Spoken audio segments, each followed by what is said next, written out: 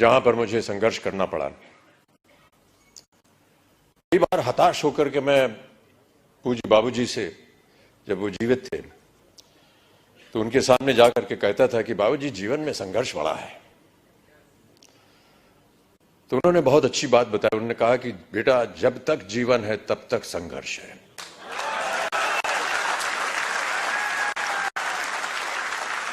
और आप भी मान लीजिए कि आपके जीवन में प्रतिदिन, प्रतिक्षण ये संघर्ष रहेगा।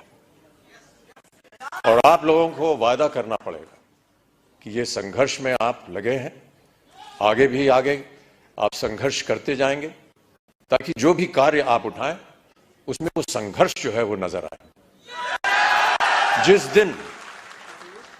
जिस दिन लोग आपके संघर्ष को सम्मानित करेंगे, उस दिन आपका पदार्थ जो है वो ऊंचाइयों पर पहुंचा।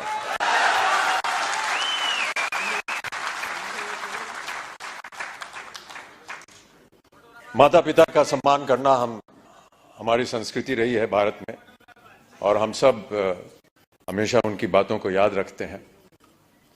कई बार बाबूजी से पूछता था कि मेहनत करने के लिए क्या करना चाहिए। उन्होंने कहा कि काम करना चाहिए और समय से काम करना चाहिए। एक संस्कृत का श्लोक उन्होंने मुझे बताया कि सूर्योदय चास्तमय चशाइनम जहाति लक्ष्मी रवि चक्रवर्तीनम। माने ये कि सूर्य उदय होने से लेकर के और अस्त होने तक जो इंसान सोता है, वो चाहे चक्रवर्ती राजा भी क्यों ना हो, उसकी धनराशि जो है वो गायब हो जाती है।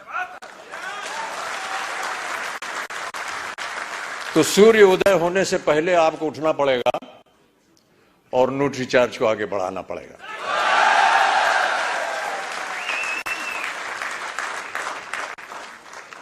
हनुमान जी की एक कथा है। हनुमान जी ने कहा था कि ईश्वर से कि हमको शिक्षा प्राप्त करनी है, ज्ञान प्राप्त करना है, क्या किया जाए, किसके पास जाए।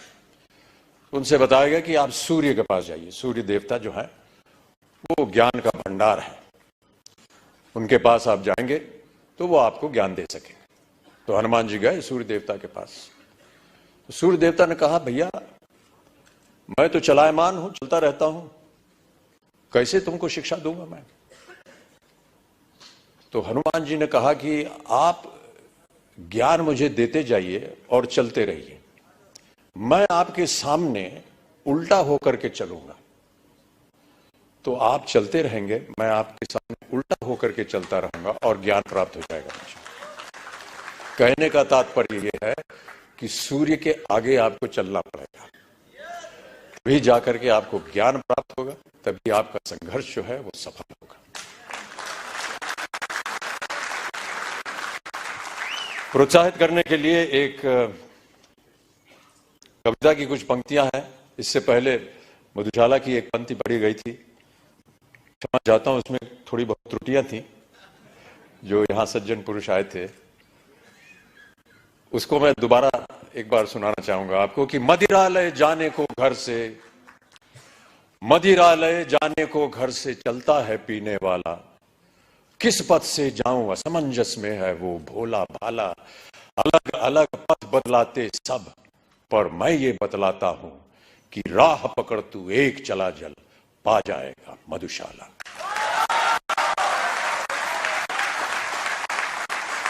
एक और बहुत सुंदर कविता है, उसके कुछ क्षण पढ़ देता हूं आपके लिए। यह है, लहरों से डरकर नौका पार नहीं होती और कोशिश करने वालों की कभी हार नहीं होती। नन्ही चींटी जब दाना लेकर चलती है, चढ़ती दीवारों पर 100 बार फिसलती है, मन का विश्वास रगों में साहस भरता है, चढ़कर गिरना गिरकर चढ़ना न अखरता है, आखिर उसकी मेहनत बेकार नहीं होती, कोशिश करने वालों की कभी हार नहीं होती। तो आपकी कोशिशें हमेशा बनी रहें। आपका सहयोग रहा है। जिनको भी आज पुरस्कार दिया गया है, उनको मैं अपनी ओर से एक खास बधाई देता हूं और उम्मीद करता हूं कि इसी तरह हर कार्यक्रम में आपके साथ जब मैं आऊं तो और भी लोग पुरस्कार प्राप्त करने के लायक हों और मैं उनके साथ उन्हें पुरस्कार दे सकूं, उन्हें प्रोत्साहित कर सकूं। अंत में जाने से पहले बाबूजी की एक और कविता की कुछ पंक्तियां आपको सुनाना चाहूंगा। इस कविता का शीर्षक है अग्निपथ। अग्निपथ बाबूजी ने लिखी थी उस जमाने में जब भारत अपनी स्वतंत्रता के लिए लड़ाई लड़ रहा था अंग्रेजों के खिलाफ। तो भारत की जनता को प्रोत्साहित करने के लिए उन्होंने ये कविता लिखी थी। लेकिन मेरा ऐसा मानना है कि ये एक ऐसी कविता है जो हर क्षण, हर वर्ष, हर युग में उसका एक ही मायने निकलता है, प्रोत्साहित करती है जनता को। तो आपको भी मैं प्रोत्साहित करने के तौर पर अग्निपथ की कुछ पंक्तियां सुना देता हूं कि अग्निपथ अग्निपथ अग्निपथ, वृक्ष हो भले खड़े, हो बड़े हो घने, एक पत्र छाह भी मांग मत मांग मत मांग मत। अग्निपथ अग्निपथ अग्निपथ, तू न रुकेगा कभी, तू न मुड़ेगा कभी, तू न झुकेगा कभी, कर शपथ कर शपथ कर शपथ।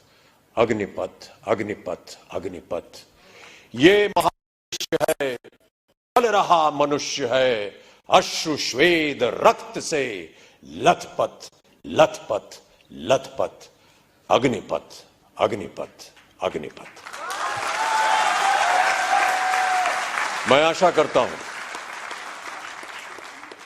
कि आप सब इस अग्निपथ को स्वीकारें और इस पथ पर चलकर अपने श्रम से, अपने कार्य से इस अग्नि परीक्षा को पार करें।